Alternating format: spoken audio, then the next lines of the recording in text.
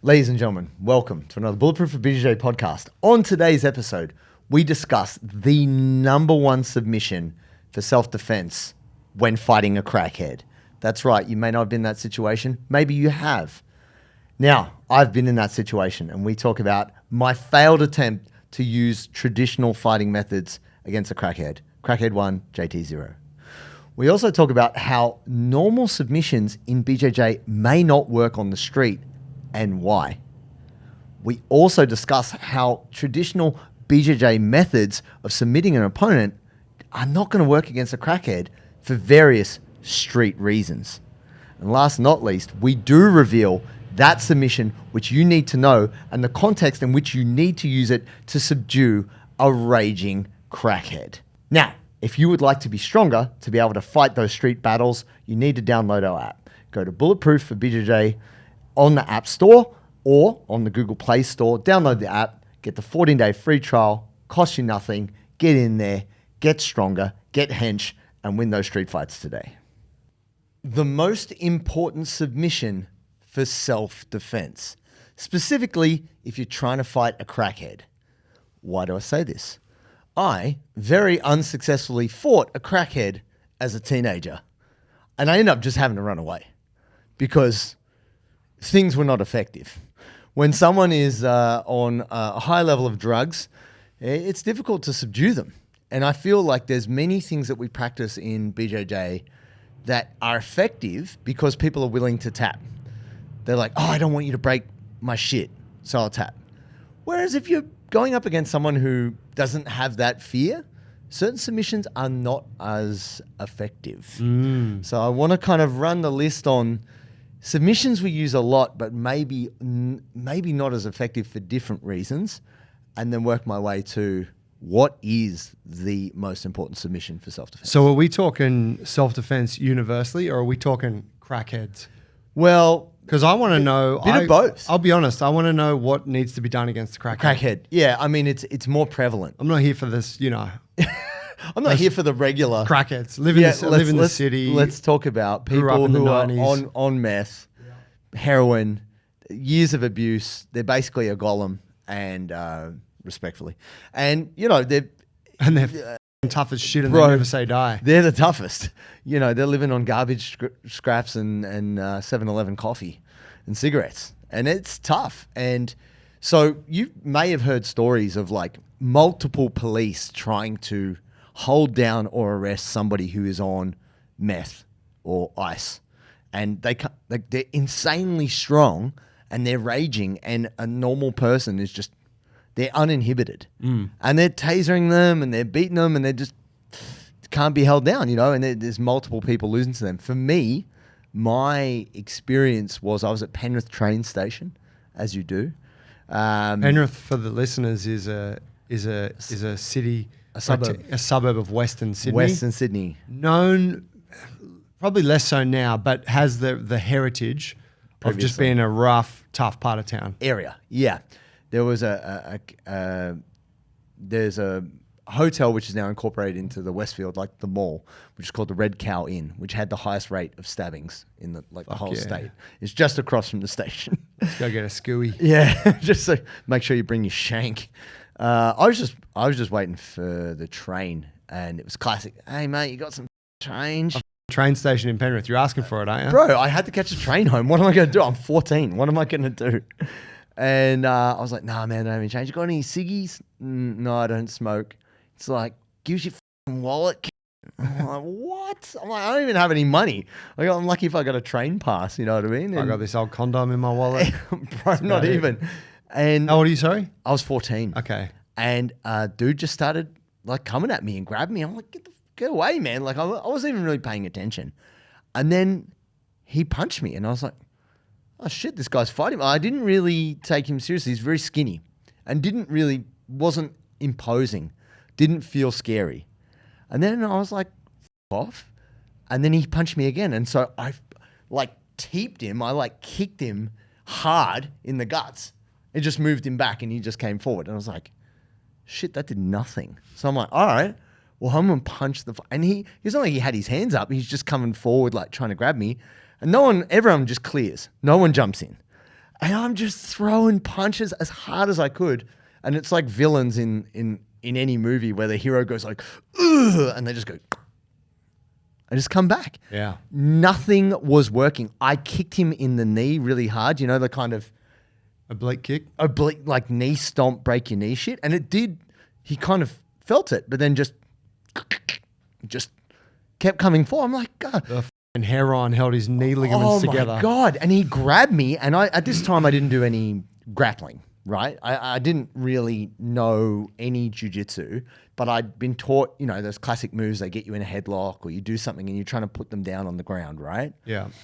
And he tried to grab me. He tried to pull my backpack like off my back. And I was just throwing elbows, hitting him in the face. And like multiple times. And I was like, oh, my elbow hurts. Like I'm just on his chipped, iced out teeth, you know? It wasn't happening. He's like, they're all dead, bro. I can't feel it. And I ended up, not a hip throw, but I just kind of, because he was trying to grab me and like he was hitting me. And then I kind of hip threw him inadvertently, like trying to get him off me. And it slammed him on the ground and it winded him. And he was like, oh, you dog. And I was like, what? It's a fight. Like, what do you, like, oh, that's against the rules?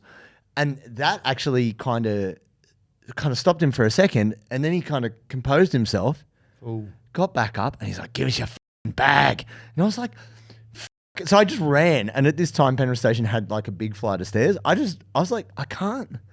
I'm hitting this guy as physically hard as I could. And as a 14-year-old, I was a pretty big kid. And I was kicking and punching him and throwing him on the ground. And I had no answers. And I was like, I got to just get the out of here. And I think I don't know if you've experienced this, Joe, because like when I first started jiu-jitsu, let's bring this back to a jiu-jitsu context, I only had an armbar. That was my only move. And then I fought a really flexible guy in a tournament and I was armbarring him and I was like breaking his arm off and he's just like quadruple double jointed, just bending his arm like rubber, and I'm getting no submissions. And he ended up getting out of the armbar and he passed my guard and I lost on points. And I was like, but I had the armbar and it didn't work. The guy had crackhead elbows. The armbar did nothing. Really. I mean, I don't know if it actually did any damage and he just ate it. But have you ever had that experience where you're like, you're on a submission, you're like, this should be working and it's not working? Yeah, a little bit. I do remember one guy in comp who my armbar was my move, as I've spoken about, and I armbarred everyone, and then I think it was the fourth match, and I armbarred him, and he just stayed in the armbar. I was closed guard. I put the armbar on. I was a white belt, so like my breaking mechanics weren't that spectacular. Sure. But, you know, legs were over his head, pulling on the thing, arms in extension. He stayed in it, and he fell over. I think he fell forward, and I went belly down. Right. And then his elbow started to just break, and then he was like, tap, tap, tap. And but it was that same thing. He was probably in the armbar for about a minute. Whoa. And I'm like, I'm pretty sure I'm armbarring this dude. Like, I'm pretty sure he should be tapping now. Yeah. I would run into that guy years later, and I asked him like, well, what happened there? And he's like, oh, I just wanted to see how far it would go. And I'm like, oh, fair enough. Jesus Christ. Shouts, Dave was his name, legend. Wow. Tough. But anyways, I think I got a taste of that feeling of I'm doing what I believe is the fight finishing move here, but it's not finishing the fight. Yeah. And a match. Grappling match. It's a sport, guys. Relax. But regardless, if you are in a fight situation, I've done a few seminars around like Gracie self-defense and like self-defense for the street using jiu-jitsu and stuff like this. And I even went to Steve Maxwell's seminar around these ideas because he's had a lot of experience with guns and knives and all kinds of stuff. And also I love Steve Maxwell. Shout out. You're the man. And he was talking about getting the underhook relevant to where someone has their gun holstered, stuff like this. It was very cool. But he was saying how you don't really want to be on the ground if you have more than one person attacking you. Yeah. He's like, if it's 1-to-1, you can fight from there, but that's not where you would go. And so I want to put a caveat on this whole chat, which is being able to take someone down or put someone on the ground is a massive advantage. Like that is so big. Like most people, if they shape up, you know, it's the classic, like got that right hand cocked for the big like haymaker punch, which a lot of people will do if they don't really know how to fight, but they just want to take your head off. Just being able to like do a double leg or a foot trip or some kind of movement to put an opponent on the ground changes the whole game. Yeah. So I want to just put that in as a very helpful adjacent skill to what is going to be the most effective submission for fighting crackheads. Okay. Yeah, very good. One of the ways that you can improve your ability to submit your opponents is by studying. Submeta.io is the answer. The most comprehensive online guide to submissions, positions, passing, you name it, they've got you covered. Whether you're a white belt and you're just beginning, or you're a black belt and you've been in the game for a while, they've got something which is going to improve your jiu-jitsu. It is in a very easy to track format so you can build your game and also remember the lessons. When you use the code Bulletproof16, you get $16 off at checkout. Shoo. Yeah, because there's certain, I actually ran into a mate this morning on my way he lives around the corner and he's a cop and he's on the dog squad. Okay, yeah. And he's done it for years. I think he's done it for like 25 years. And he's a weapon of a guy. Yep. And so dog squad is like he goes out with his dog and then they bust criminals. Yes. And he told me a story once of a break-in at a pharmacy, like at a chemist. Oh, yeah. That, he got called to and it was like late at night. And so he goes and he goes out the back and he can see that, whatever, a lock's been jimmied open and the place has been broken into. And he gets in and it's dark and he could hear someone rustling around and he goes into sounds like a where he thinks film. they are. And there's this person that's crouched. They're like crouched over in the corner. And he said he's got his flashlight and he's got his dog. And he's like, mate, police, get up, you're under arrest. And no response. And he repeats it, get up, you're under arrest, get up, police, blah, blah, blah. It doesn't do anything. And he's like, if you don't get up, I got to send the dog over. Get up, dog's going to come over. Person doesn't respond. So he lets the dog go. And the dog just lets it off. Bam, dog, it's German Shepherd, right? Starts attacking the dude. The dude stands up and he's like, dude was like a giant. He's like, this guy was so big. Oh, and the dog jumped up and like bit around the guy's neck or shoulder, like up here. Yeah.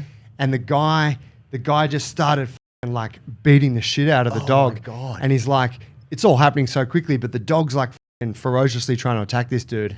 This guy's just punching the shit out of the dog. The guy body slams the dog. Oh no. Dog gets busted up. He runs in. I think he said he used his baton to he's like, I was trying to subdue him. Might have hit him in the head a few times by accident. It can happen. But and he's like, whatever. But he said, I had to hit this guy as hard as I can so many times to stop him. It was like he was superhuman. Yeah. And he's like, and the dog's like, no one beats the dog. Yeah. He's like, the dog always wins. But he's like, this guy was just impervious to the dog. Wow. Yeah. That's obscene. Yeah. And he was like, like ice, meth head. Yeah, dude. Jacked up. If you get somebody, and look, there is a bit of a difference between someone who's just like a hardcore heroin addict versus someone who's under the influence of methamphetamines or ice, raging.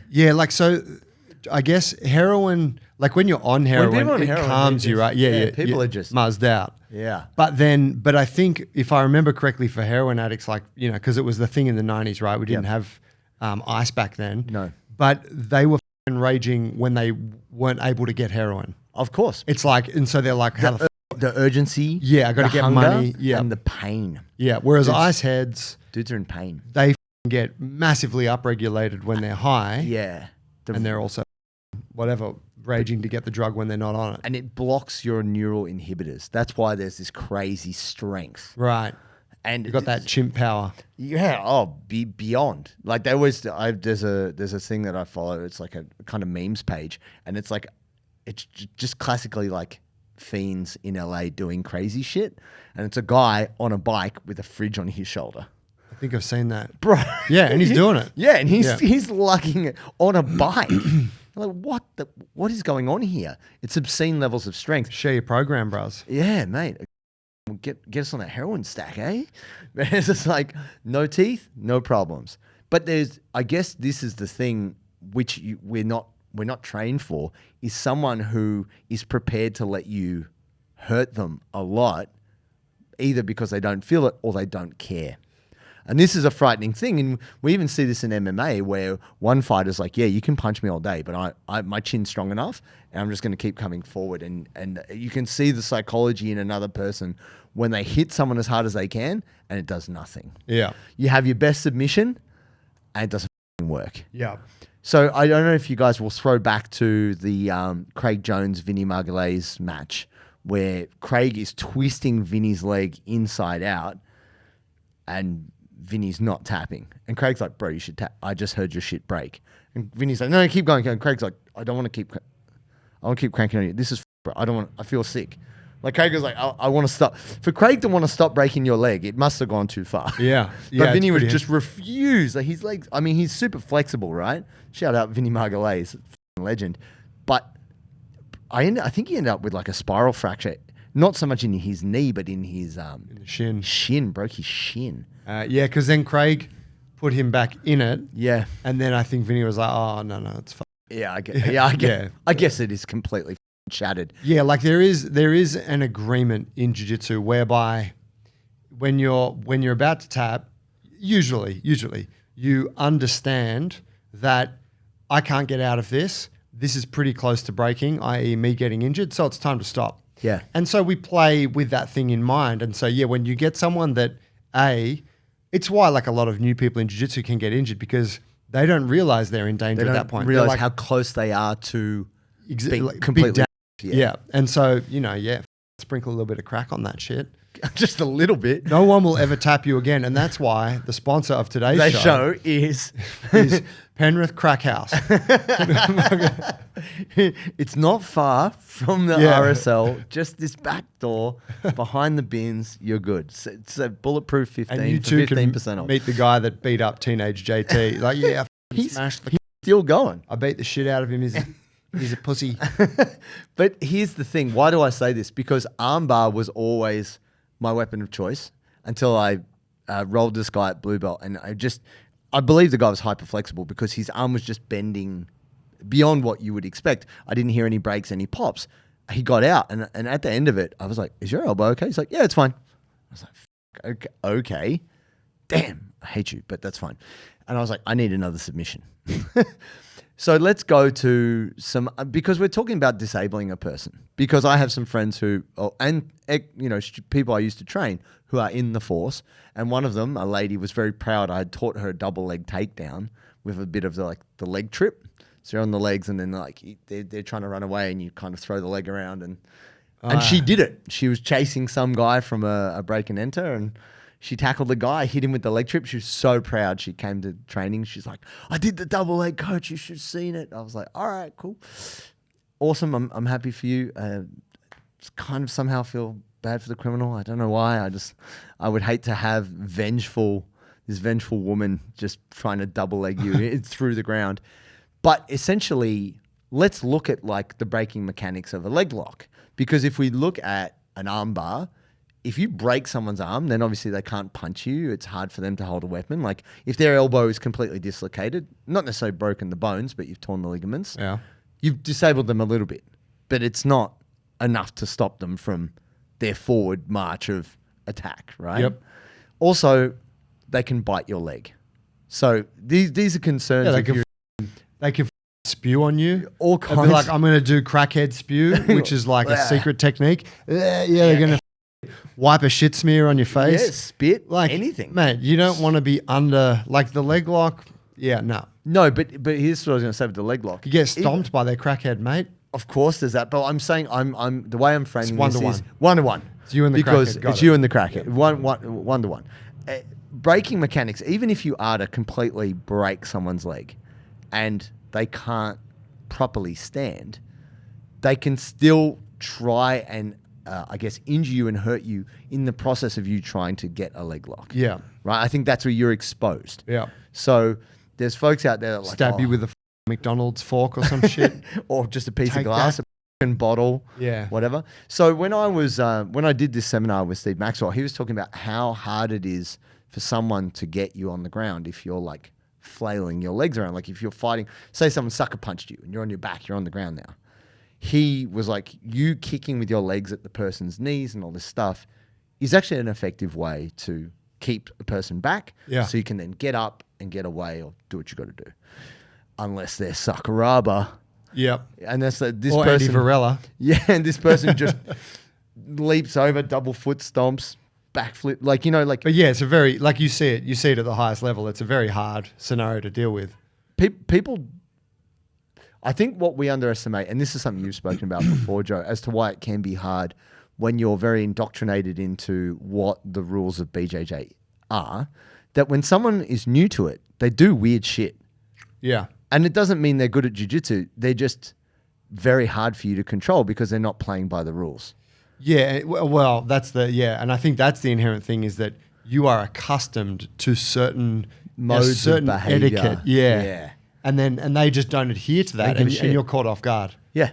You know what's harder than fighting a crackhead at Penrith Station on a Saturday afternoon?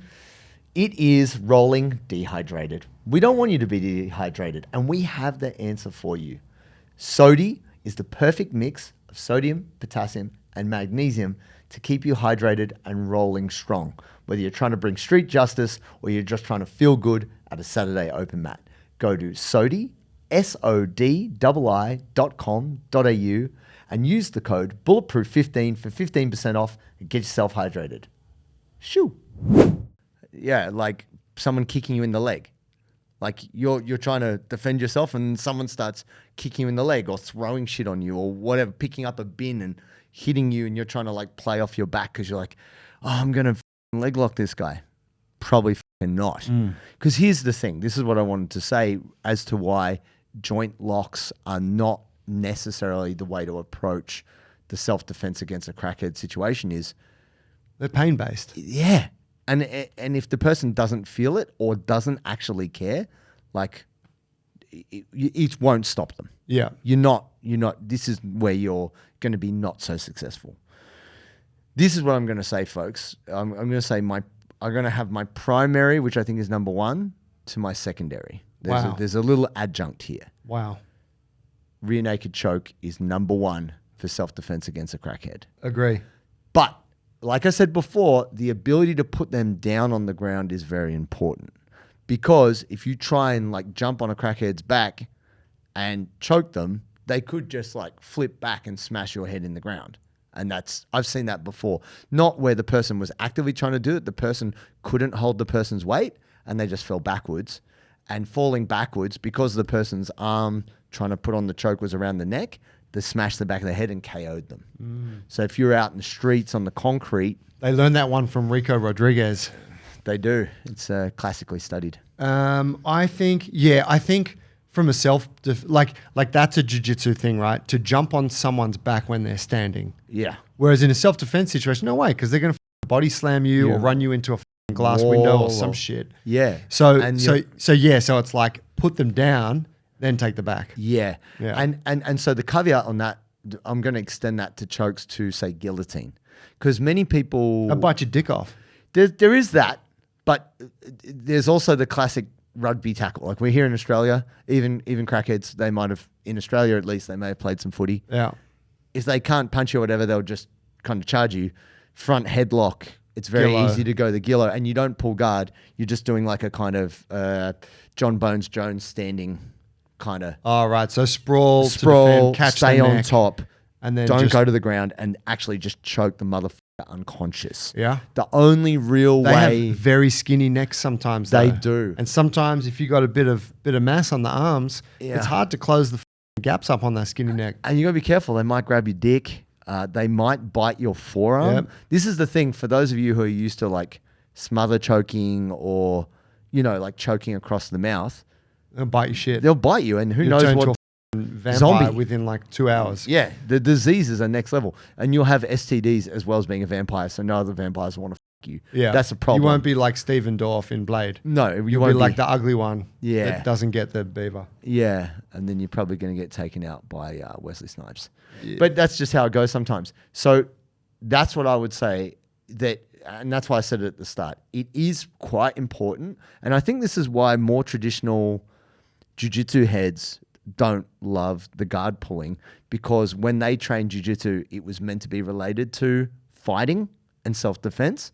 And the idea of sitting down on the ground is like, You're putting yourself in a very stompable, bad position. And if you've never been stomped, and I have had the shit kicked out of me being on the ground, that wasn't because I sat there. It's because I got hit and fell down. It's the worst thing, having a bunch of people kick the out of you.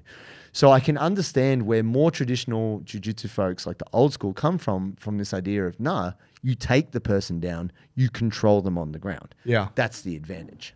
Yeah. Wholeheartedly agree. What do you think about, it's less clean, but what do you think about the strategy of like getting to a body lock and then just picking them up and dumping them on their head? Yeah, the body slam on the ground is great. But unless it knocks them unconscious or kills them, we're not advocating for murder here. People do. You may not incapacitate. Yeah, them. people just get up. I mean, it might break their arm or whatever. And it's just, I guess the difficulty there is sometimes they're huge. That's true. Like we have this idea that junkies are these weedy little characters. It's like, no, not necessarily. Like you're saying, that guy was a giant who could just beat the shit out of a German Shepherd. You never know what you're going to encounter. So I feel like what is great about like a rear naked choke is even if you are the skinny little person against a bigger, like steroid munching meth off their dial type person, you can get a choke, and provided you've got the technique, you squeeze, they're going out. Yeah. You know, whereas the body slam, this might require a bit of, it may not be efficient, is what I'm saying. Yeah, fair point. Don't get me wrong. I think picking someone up and throwing them on the ground is one of the best self-defense moves ever, as opposed to like trying to punch and kick and all of that shit. Yeah. But yeah, the choke, I believe in. And even if you look at like a really high percentage finish for like lots of ADCC matches, like most of Gordon Ryan's finishes are chokes. Yeah. He takes the back, he chokes. Same thing. Like, even though Craig is known for leg locking, he's really good at choking dudes. Yeah. Even the UFC, right? Like real hard, high intensity combat situations, it's a very high percentage finish. Yeah. Because if the person does not tap, there's no two ways about it. They are going unconscious.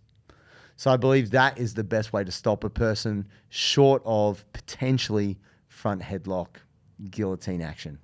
But definitely not advocating for rolling around on the ground, because then you're in crackhead world and they might just grab a needle and who knows what goes on there. Yeah, and that train station floor, broken glass, that's the ocean and they are the shark. And you don't want to be swimming in that shit. No, sir. There it is, folks. How to deal with crackheads. I mean, obviously we sometimes you cannot avoid the fight. You got to do whatever you can, but definitely having the ability to put your opponent on the ground and put them unconscious, it's one of the safest, most efficient ways to end the fight. And if you're liking stuff like this kind of content, this chat, please like, subscribe, and give us a 5-star rating on whatever audio platform you're listening to or even here. Thank you.